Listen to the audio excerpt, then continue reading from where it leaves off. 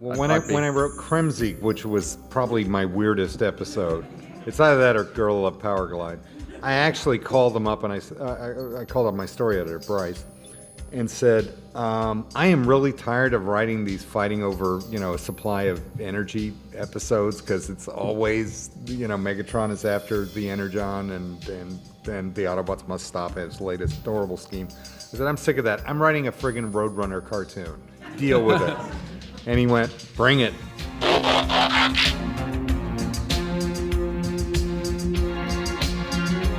Created by Megatron, and first appearing in 1985's second season of The Transformers in his very own self-titled episode, Kremzeek was a mischievous being of pure energy who brought chaos to Tokyo, Japan, as the Autobots would race to stop him. Kremzeek was known to only speak his own name repeatedly.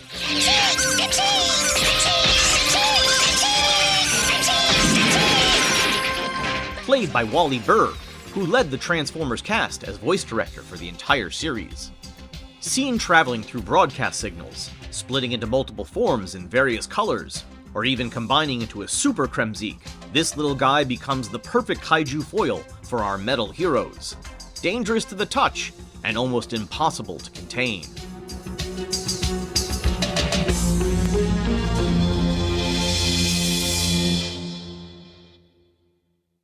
And just like that, we're all back for our 40th episode of Leo Watches Transformers. Thank you very much for all your continued support. If you haven't already, please like, share, and subscribe. It helps the channel very much.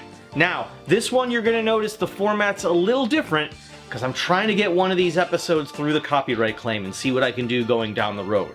So, without any further ado, this is Season 2, Episode 47, Kremzeek. Here we go.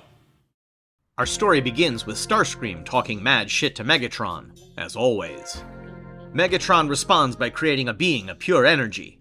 Typical weekday afternoon at Decepticon headquarters. Kremzeek! Wreaking havoc on their computers, Kremzeek proves his usefulness to Megatron. After 2 full years on Earth, the Autobots have failed to install anti-air defense against their foes, an army of flying machines, thus allowing Decepticon Thrust to drop off a special cargo.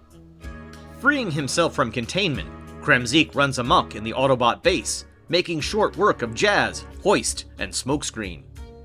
Then Ratchet, and the rest. At this time, Sparkplug sprays Optimus down with foam. Interpret that as you will. The compound proves effective at protecting Optimus. As he is difficult to contain, Kremzeek slips away. Optimus and Sparkplug insulate the few remaining Autobots, Bumblebee, Blaster, and Inferno.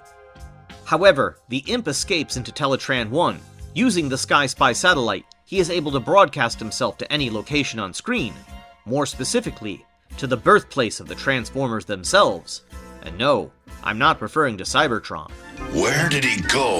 Offhand, I'd say Japan. So, outside of this very episode of Transformers, the biggest thing that Kremzeek has ever appeared in would be the 5-part comic miniseries, which is a crossover between Transformers and the Ghostbusters of all things. And I'm not going to spend any time talking about it, other than to let you know that I've made a whole separate video that you can now go and check out in honor of Halloween, or just Transformers, or love of Ghostbusters, or all these things combined. So please check that out. And in the meantime, while you're here, why not learn a little more about Kremzeek himself? Kremzeek only appeared once in the American series, but would live on in Transformers lore. He would return in Kiss Player's manga comics, continuing his G1 story, where he is re-engineered by Dr. Soshi Yoshikawa to become a weapon that would defend Earth. The Kiss Player's toy line would release the first ever Kremzeek as an accessory to their Auto Trooper figure. The years that follow would see accessories of Kremzeek included with Megatron in both the Masterpiece and Super 7 Ultimates lines, as well as with 2019's Siege Refractor. Kremzeek would continue to appear in comics and cartoons as a reoccurring Easter egg, usually as product placement, like signs and beverages, one specifically that was later referred to as K-Juice. And finally, as a TV station standby screen during technical difficulties in the Transformers animated episode Sound and Fury. Also set in the Transformers animated universe, an original script reading for The Return of Blur, was read at 2015 BotCon, and would reveal that Kremzeek was a secret weapon of the Decepticons, created by Shockwave in the distant past, now accidentally reactivated by our heroes. Also in 2015, the video game Transformers Devastation would feature multiple hidden Kremzeeks to be found and collected throughout the game, unlocking in-game secrets as well as hidden artwork. Kremzeek was also given a figure in the oh-so-adorable BotBots line, where he could transform into a tiny pistol, reminiscent of G1 Megatron. However, Kremzeek's greatest appearance to date since the original series would of course be the 5-issue comic miniseries crossover between Transformers and Ghostbusters, Ghosts of Cybertron. But that is a story for another video. We now return to the Transformers. We now return to the Autobots boarding Omega Supreme for a flight to Japan. And no, they never bothered to insulate him. The biggest and most dangerous Autobot of all. Keep that in mind for later. Get us to Japan fast!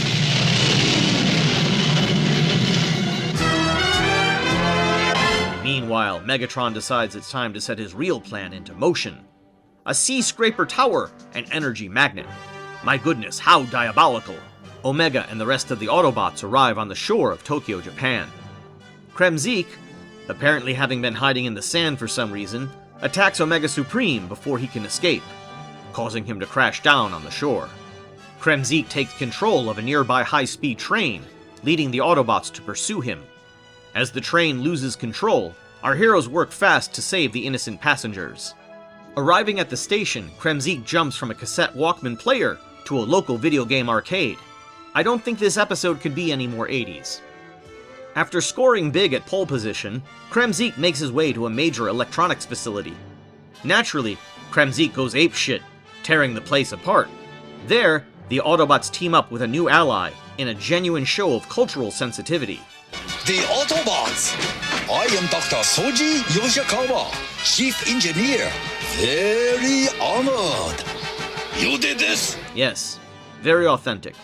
Attempting to trap him inside Blaster at a specific frequency, the plan backfires, causing multiple versions of Kremzeek to spawn in all the many colors of the rainbow, which of course can only be good.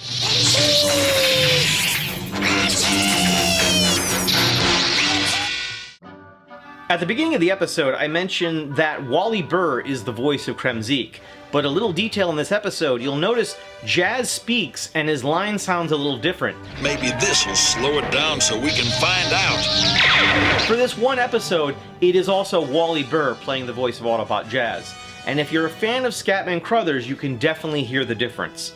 Speaking of which, over the summer I made a brand new voice actor video for the career of Scatman Crothers, as well as many other members of the Transformers cast. And a few of them that are actually highlighted in this episode, like Walker Edmiston, who's not only the voice of Autobot Inferno, but also Dr. Soji Yoshikawa, Dan Gelvesen, who's the voice of Bumblebee, and even my most recent video for Jack Angel, who's not only the voice of Ultra Magnus, but also Omega Supreme, Smokescreen, and many others. So be sure to subscribe to that playlist, because there's already a bunch of videos and there's plenty more on the way in the months ahead. Now, if I could talk just a little bit more about behind the scenes at Transformers, there's just a few details to talk about in terms of the creation of Kremzeek. Kremzeek was originally conceived as a physical being with properties of both primates and reptiles combined. His finalized design, of course, was much cuter, and let's be honest, way easier to animate, with a body that consisted of a series of jagged lines that never needed to be consistent, as his body was always changing shape and size. Kremzeek was created by series writer David Wise, a man whose episodes I've poked fun at many times, despite the fact that I do really enjoy his work and the enthusiasm he displays when talking about his craft. Very early on, Jeffrey Scott, who's a very well-known animation writer, was brought in to do some development on Transformers, and his big contribution was on Optimus Prime. He said, he's Abe Lincoln. And I was like, that's brilliant. Of course, with malice toward none. Here's this guy they're stuck on Earth. They're in a desperate situation. He's got all these fractious personalities who are constantly, butting up against each other and having rivalries and whatnot. And he's the guy who can handle all of them. Just the most fantastic leader, even though he's a straight arrow and he really has no irony or anything. just a great leader character.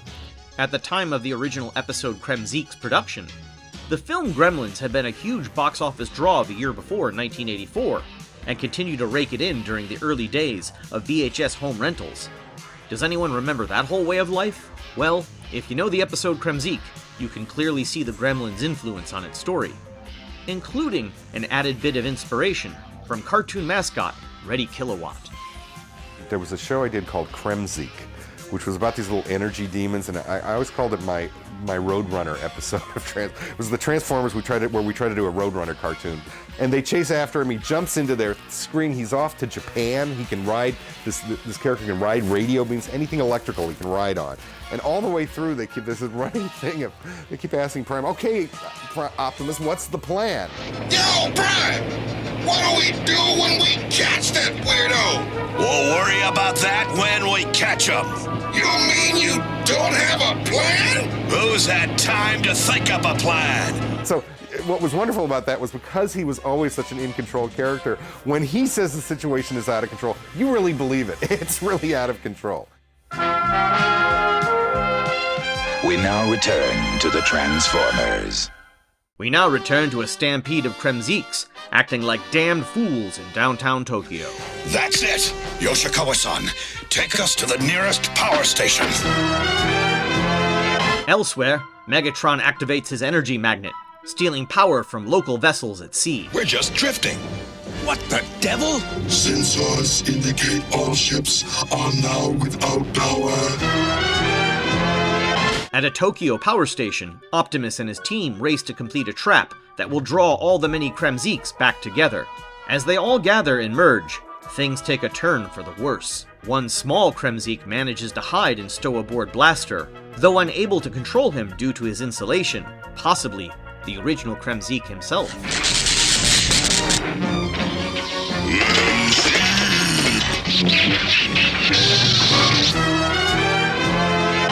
Kremzeek terrorizes some red-headed Japanese Godzilla fans as the Autobots arrive to help.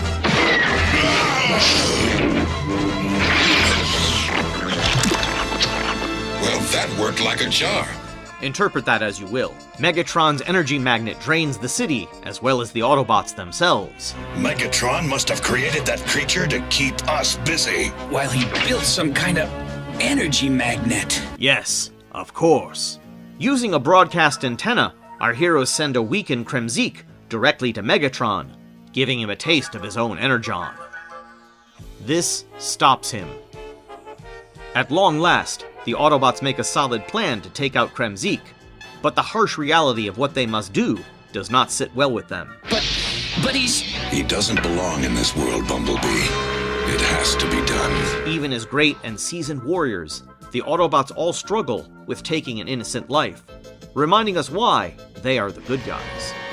he's gone, isn't he? In the end, the deed must be done, and they all mourn his loss, despite the trouble he caused. Soon, repairs are underway on Omega Supreme, and our heroes reflect on their adventure. The last stowaway reveals himself. In classic horror sequel bait, the madness begins again. Silly. Well, another fine episode of Transformers. Now, did I catch mistakes? I don't know, there's some stuff that stuck out at me. I guess the training at one point gets all wibbly wobbly, which I thought was a little too cartoonish.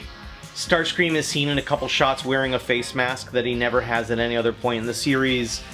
And at some point, Smokescreen picks up a table that's made of wood, but it looks like it belongs in a human's house, but it's also the scale of a Transformer, and we never see furniture like this in the Autobot base before or since, so that was kind of dumb. Didn't really ruin the episode. I mean, it's kind of fun, it's a great guilty pleasure episode, and it ages really well. And normally this is where I say, gee, I hope they'll do better next time, but if you know anything about David Wise's career, I think things worked out just fine. So, until next time, please like, share, and subscribe, and I do sincerely hope to have you back here for the next video. Thanks for watching. Oh, it's Sea Change, so we're going to focus on Sea Spray. Not Beachcomber, because I sometimes get the name confused, but I bet whatever, it's alright. I'll see you next time. Take care. Let's zap him straight to the energy magnet with that antenna. Blaster, you finally came up with a plan.